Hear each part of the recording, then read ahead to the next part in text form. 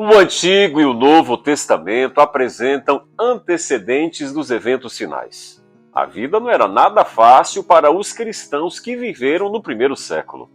Foram odiados pelos patriotas judeus, que os via como ameaça à fé de Moisés e ainda enfrentaram a ira dos romanos por meio de perseguições cruéis. Na série Alusões, Imagens e Símbolos, como estudar a profecia bíblica, analisaremos no estudo de hoje o tema Perseguição à Igreja Apostólica. Descubra você mesmo, estudando a Palavra de Deus, alguns princípios que com certeza te ajudará a interpretar as profecias bíblicas de maneira correta e confiável. Acompanhe agora a leitura do texto bíblico. E por aquele mesmo tempo, o rei Herodes estendeu as mãos sobre alguns da igreja para os maltratar, e matou a espada Tiago, irmão de João. E vendo que isso agradara aos judeus, continuou mandando prender também a Pedro. E eram os dias dos pães ázimos. Atos, capítulo 12, versos 1 a 3. Leia Atos, capítulo 12, verso 1 até o verso 17 e responda: quais elementos do texto prenunciam os eventos finais? Por que alguns cristãos foram poupados da perseguição e da morte e outros não?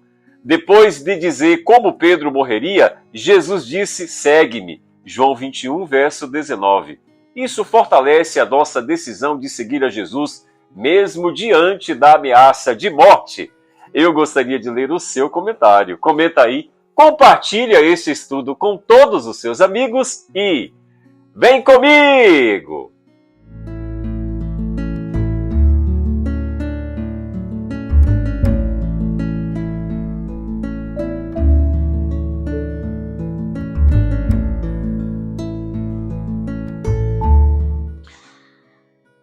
Tiago havia sido decapitado e Pedro seria o próximo seguidor de Jesus a ser condenado à morte.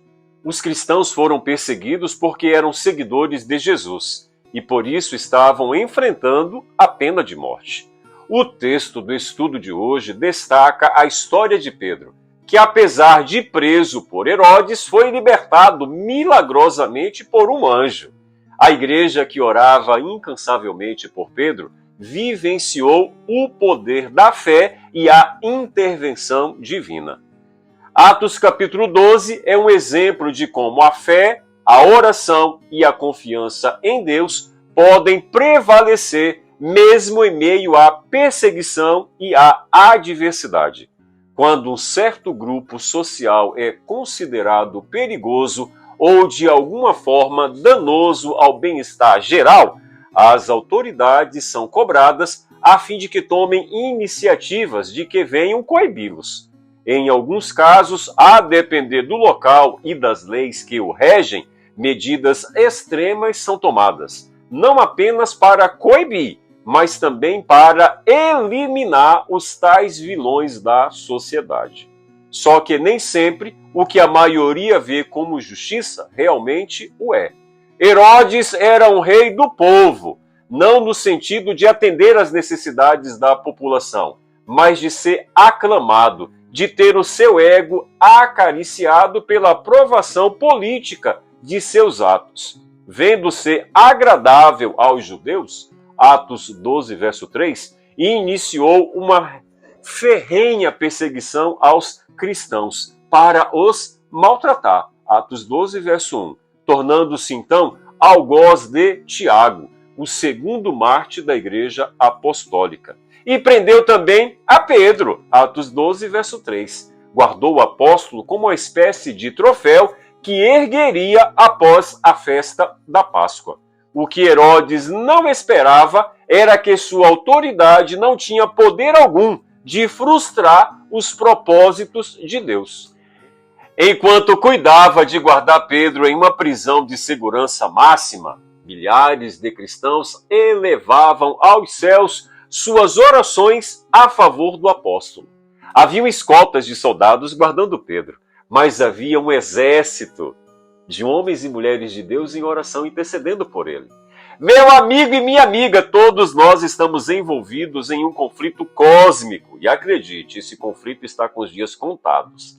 Cada lágrima derramada, cada pedido de socorro, cada injustiça cometida, cada insanidade humana, cada perseguição aos filhos e filhas de Deus é registrada no céu como um arquivo que muito em breve será destruído. Não precisamos ter medo da morte, ainda que acendam as fogueiras da perseguição, porque Deus é o nosso refúgio, porque Deus é o nosso socorro bem presente. Ele tem o controle da nossa vida, da nossa história, de tudo o que está acontecendo no planeta Terra.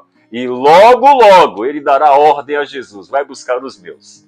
Vai buscar os meus filhos e filhas. Vá salvar aqueles que foram fiéis, aqueles que observaram os meus mandamentos, aqueles que deram testemunho de ti, ainda que em face da morte. Que eu e você, a despeito das perseguições e preconceitos que possamos estar envolvidos no dia de hoje e durante a nossa existência, possamos permanecer fiéis a Deus, porque a recompensa é certa. Em Deus, o meu e o seu trabalho não é em vão. E logo, logo ele vai se manifestar para recompensar a cada um de nós com a coroa da vida e com a imortalidade da alma.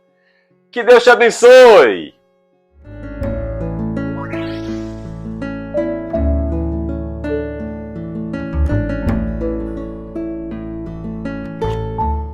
Vamos orar. Deus bendito, tem misericórdia de nós, Senhor. Ajuda-nos a compreendermos estes temas que estão envolvidos com os últimos dias da história da humanidade. A igreja primitiva foi perseguida. Nós, cristãos da atualidade, em breve seremos perseguidos também. Que assim como os cristãos piedosos da igreja primitiva permaneceram fiéis, que nós possamos permanecer fiéis também a Ti. Nos dê um dia abençoado, é o que nós te pedimos em nome de Jesus. Amém. Fica com Deus, fique na paz. Maranata!